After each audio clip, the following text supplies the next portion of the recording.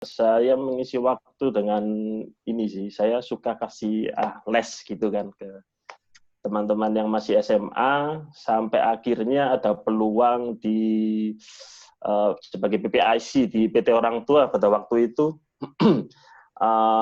Saya join akhirnya. Saya coba lamar dan puji Tuhan bisa diterima. Oke, baik. Setelah ini ada video profil biar kalian throwback gitu, Pak. Jadi lihat masa lalu yang akan ditampilkan oleh Bu Ira. Jadi kita lihat dulu. Oke. Iya.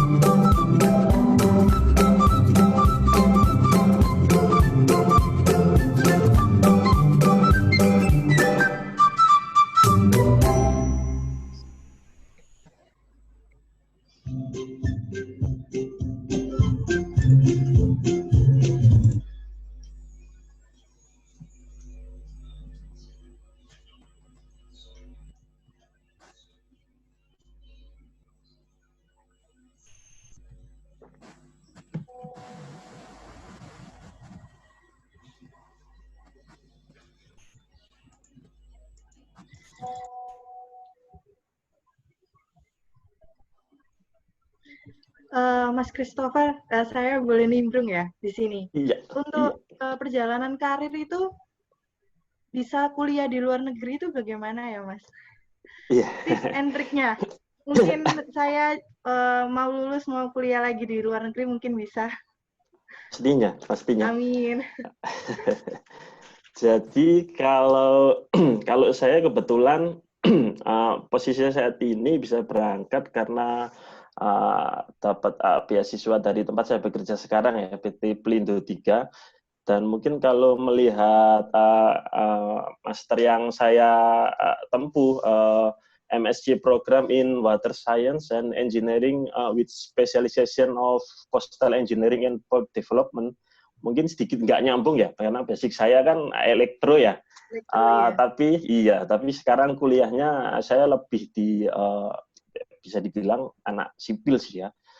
Tapi ya itu tadi karena selama saya bekerja di PT Pelabuhan Indonesia 3 ini melihat peluang yang ada untuk jadi nggak menutup kemungkinan saya ini nggak hanya fokus di elektro gitu, bisa berkembang juga ke teknik sipil. Ada peluang untuk berangkat, saya coba ikut dan akhirnya puji Tuhan sukses. Saya sekarang bisa ada di sini mencoba untuk menempuh studinya. Dan yang pastinya kalau untuk teman-teman yang fresh graduate pun, karena saya di sini juga banyak juga teman-teman dari Indonesia. Yang paling pertama sih sering cari informasi, karena banyak banget nih semacam badan-badan yang mau memberikan kesempatan untuk teman-teman yang mungkin berkeinginan juga ya, itu semacam OKP ataupun Rotary. Itu cukup zaman sekarang semuanya di Google bisa dibilang ada ya.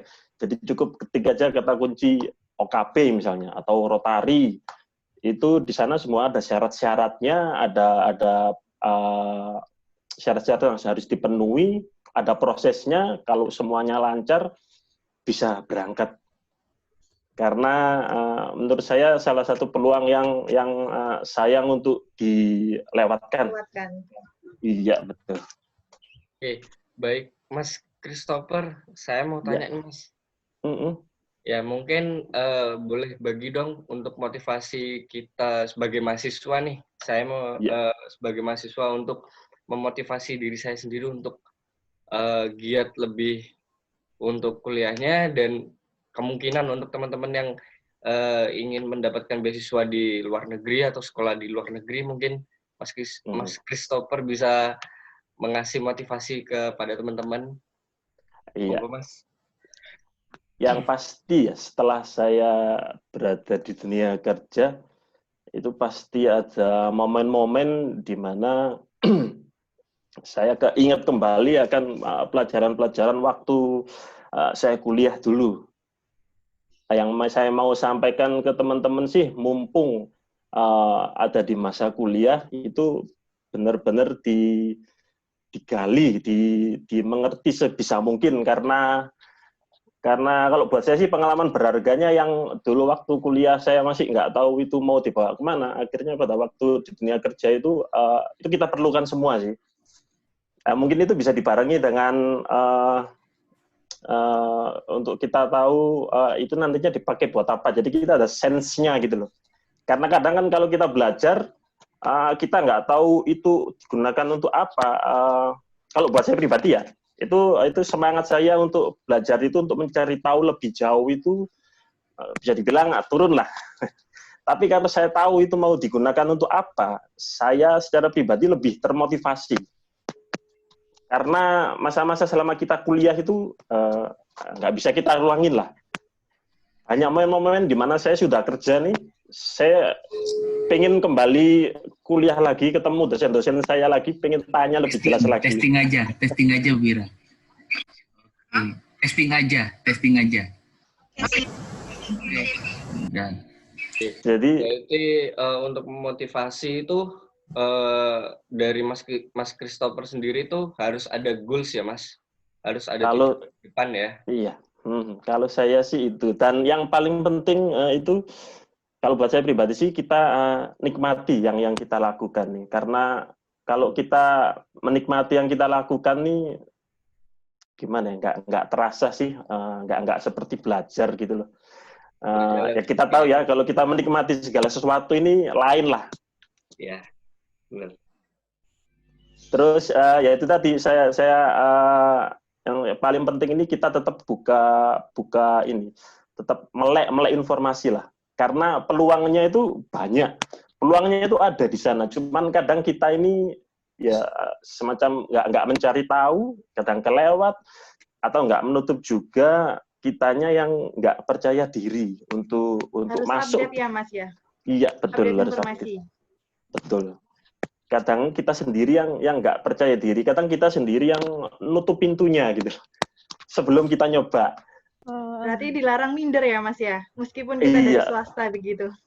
Betul sekali, karena ya puji Tuhannya kan salah satu buktinya dari sudah saya sempat jalani kan, meskipun kita dari UHT bisa dibilang swasta, jangan menutup pintunya itu, kita coba dulu, kita bersaing dulu. Saya boleh nanya nggak, Mas Christopher? Ya. Ngomong-ngomong, udah pernah ke negara mana aja nih selama bekerja selama karirnya ini, udah pernah ke negara mana aja nih? Boleh sharing nggak? Iya, bisa dibilang sih ini pertama kalinya saya keluar dari Indonesia. Waduh, selama saya itu ini. Ya. Jadi ini pertama kali saya keluar, ini langsung ke Belanda, gitu dapat kesempatan untuk tinggal dan belajar di sini. Dan puji Tuhannya saya bisa membawa serta keluarga kecil saya. Dan karena kita tahu ya kalau di Eropa kan daratannya jadi satu semua. Jadi kita ibarat kata cukup dengan naik kereta atau naik bis, kita bisa keliling ke Eropa. Iya. Keluarganya juga diboyong ke sana, Mas? Iya, istri dan anak usia 5 tahun itu saya boyong ke sini, dan karena schedule-nya masih menyesuaikan dengan sekolah anak ya, jadi masih tunggu momen liburan dulu baru bisa keliling keluar Belanda, mungkin yang deket-deket semacam Belgia, Jerman. Selama ini sih kita habisin di Belanda dulu, keliling Belanda dulu. Oke. Mas, pencapaian terbesar dalam hidup Mas Christopher selama ini apa sih? Boleh di-share nggak? Iya. Kalau buat saya pribadi, untuk sampai saat ini pencapaian terbesar saya ya puji Tuhan saat ini nih, di mana saya bisa berkesempatan untuk merasakan atmosfer hidup di negeri orang dan bisa membawa serta keluarga kecil saya yang mudah-mudahan pengalaman di sini bisa jadi bekal untuk masa depan gitu. Oke. Mas, saya boleh tanya sebentar ya, sedikit saja. Iya, silakan. Sekarang kan waktu ini kan ada pandemi panjang, beberapa bulan, hampir 4 bulan pandemi di seluruh dunia kan. Untuk di sana sendiri itu menghadapi pandeminya seperti apa ya, Mas? Mungkin bisa sharing sama kita-kita yang di Indonesia yang kena dampak pandemi juga, yang kerja di rumah, belajar di rumah, mengatasinya seperti apa? Apakah sama seperti yang di sana, apa ada perbedaannya? Terima kasih. Kalau lain negara kan lain penanggulangannya. Kebetulan di Belanda ini pakai sistem immunity herd, dalam artian tidak ada sistem sampai lockdown total gitu, nggak ada. Tapi ada peraturan-peraturan yang pasti paling utama itu tiap orang harus jaga jarak 1,5 meter. Terus kalau naik angkutan harus pakai masker. Aturan-aturan seperti itulah. Cuman di sini mungkin yang lebih kena ini ya, karena di sini kan kalau pemerintahnya benar-benar ada menetapkan sesuatu disertai dengan denda, itu aplikasinya ini benar-benar diterapkan gitu loh. Jadi ya, Mas, ya? Iya, jadi orang-orang mungkin lebih mengena mungkin ya, benar-benar menaati. Meskipun ya adalah, nggak mungkin semuanya 100% mengikuti, pasti ada berapa persen yang kurang mengikuti anjuran juga. Dan melihat grafik di sini sudah mulai menurun ya, sudah mulai landai. Jadi kegiatan-kegiatan semacam sekolah misalnya yang sempat libur 2 minggu, 3 minggu sudah mulai dibuka lagi. Dan kegiatan semacam perkuliahan masih secara online, karena untuk aktivitas di atas 100 orang itu masih dibatasi, jadi semuanya harus serba online. Bahkan kuliah saya sekarang pun modulnya dijalankan secara online. Sembari menunggu kajian semakin landai grafik coronanya, maka ada peluang untuk bisa berjalan seperti normal lagi. Yang pasti sih perlu partisipasi semua masyarakatnya untuk mengikuti apa yang sudah dianjurkan pemerintah sih, kalau poin yang saya dapat nih. Oke. Baik, Mas. Ini saya juga mau mempertanyakan sesuatu kepada Mas Christopher. Nah, Mas Christopher selama berkarir ini, best moment mana yang menurut Mas Christopher itu bisa menjadi suatu batu lonjakan untuk Mas Christopher sendiri, Mas? Mungkin bisa di-sharingkan?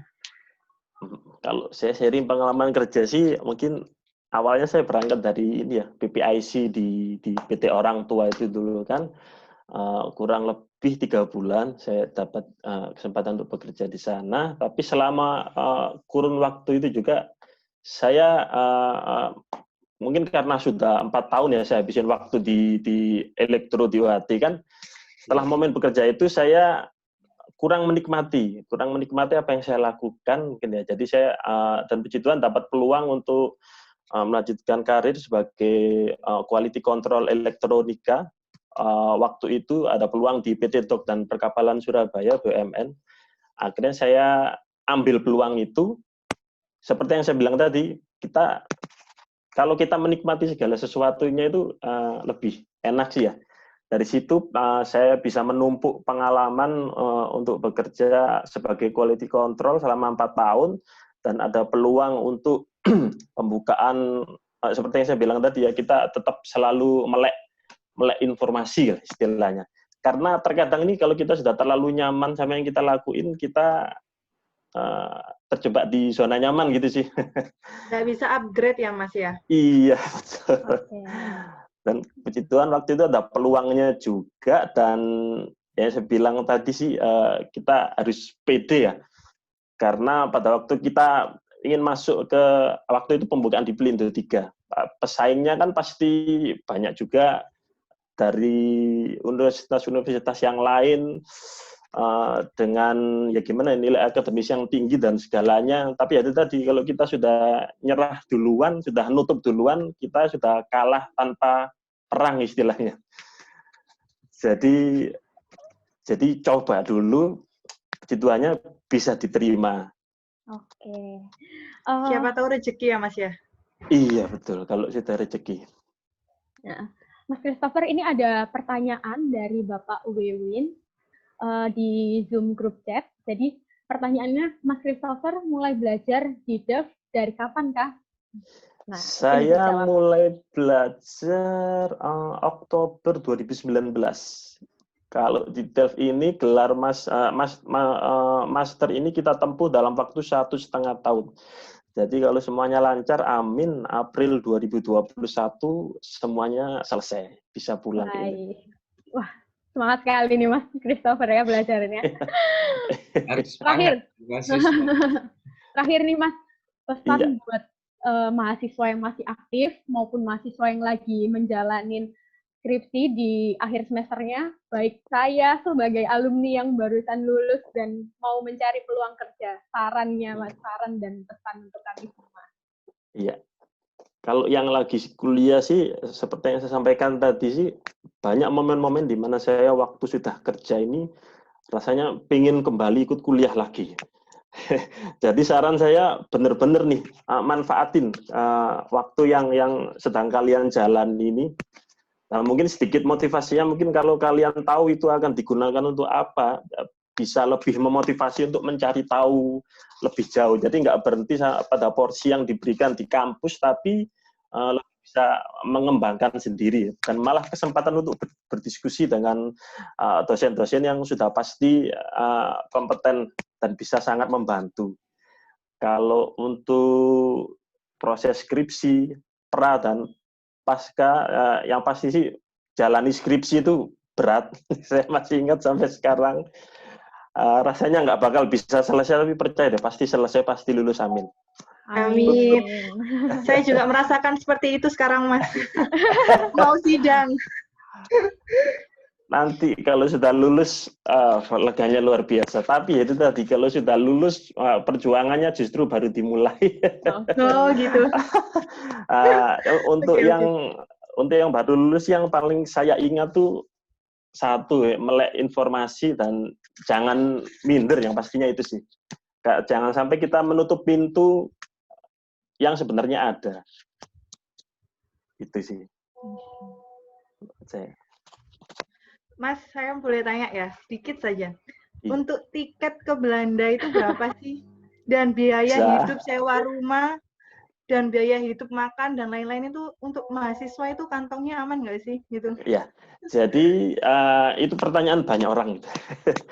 Jadi kalau kita berangkat ke sini dengan beasiswa semacam dari pengalaman teman saya OKP Rotary, itu 1 bulannya dapat sekitar 1.000 euro, bisa dipastikan sangat cukup untuk teman-teman yang berangkat sendirian, malah bisa saving money. Karena tapi dengan syarat di sini semuanya jasa ini mahal. Tenaga ini mahal, jadi kita di sini benar-benar dituntut untuk melakukan semuanya sendiri. Berangkat sebelum ke sini nggak bisa masak, pulang dari Indonesia jago masak mesti. Ya itu tadi, kita kalau belum berangkat, kalau belum jalani, selalu kebayang-bayang bisa nggak apa nanti saya mampu di sana, biaya hidupnya gimana. Setelah di sini dijalani, semuanya pasti bisa. Apalagi banyak teman-teman juga di sini kan yang dari Indonesia juga. Jadi biaya hidup, kalau kita ngomong biaya hidup, beasiswa dari, kalau kita berangkat dengan beasiswa ya, 1.000 euro 1 bulan ini sudah pasti cukup. Kita juga bisa keliling pastinya. Karena kalau kita sering buka tiket semacam Skyscanner nih, nggak apa-apa nyebut merek ya. Cukup dengan 30 euro aja kita sudah pulang pergi Belanda, Itali. Wow. Cukup 30 euro aja. Kalau dari Indonesia ke Belandanya sih sekitar per orangnya sekitar 10. 10 juta? Iya, Oke. kalau berangkat sendiri ya. Kalau bertiga 30 juta dong ya. Puji Tuhannya saya ke cover dengan Oke, alhamdulillah. ya. Oke teman-teman, cerita dari Bapak Christopher, Mas Christopher, alumni kita ini sangat inspiratif sekali. Ngomong-ngomong, Bapak Christopher ini telah melakukan kemarin pada tanggal 29 Juni ada ulang tahun pernikahan dengan istrinya. Saya ucapkan Pak, wah ini ada fotonya. Ini surprise dari panitia Pak. Ulang tahun pernikahan yang ke-7 tahun. Jadi selamat. Terima kasih. Terima kasih. Happy anniversary. Terima kasih. Puji Tuhan bisa dirayain di sini. Oke. Jadi teman-teman kita udah dapat cerita dari Netherlands. Habis ini kita bakal lanjut ke narasumber yang kedua yaitu Bapak Erik. Jadi saya serahkan kembali kepada Mbak Eka selaku moderator pertama. Terima kasih. Terima kasih Mbak Isya. Untuk Mas Erik ya, panggilnya Mas, Pak, atau Kak ya? Bingung ya? Oke, untuk Mas Erik selanjutnya itu nanti bisa via telepon WhatsApp. Nanti bisa disambungkan oleh Pak Co-host, Pak Beli atau Pak Daeng untuk disambungkan telepon WA-nya ke Zoom.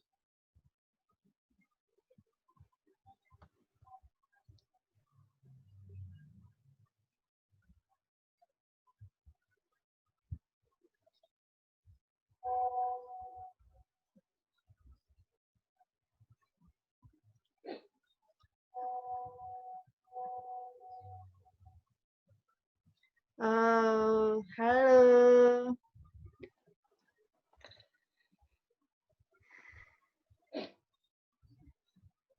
Halo.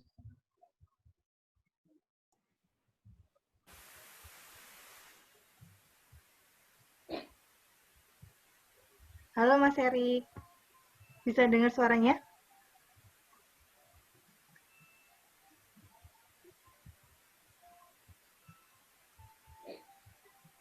Bisa dengar suara saya?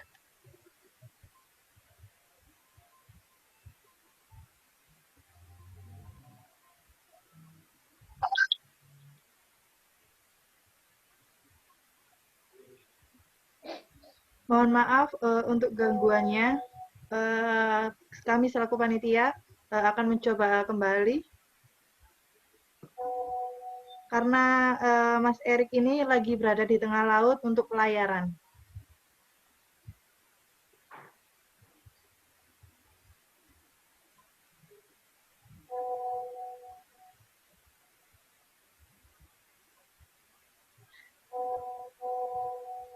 Halo.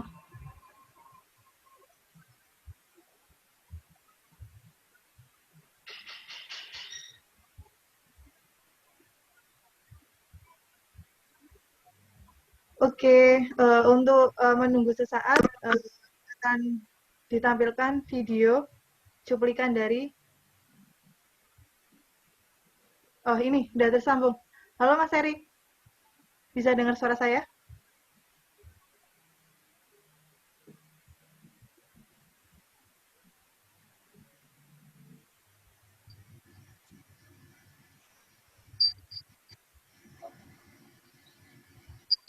Halo Mas Erik. Ya, halo. Ya, halo. Selamat bergabung. Ya.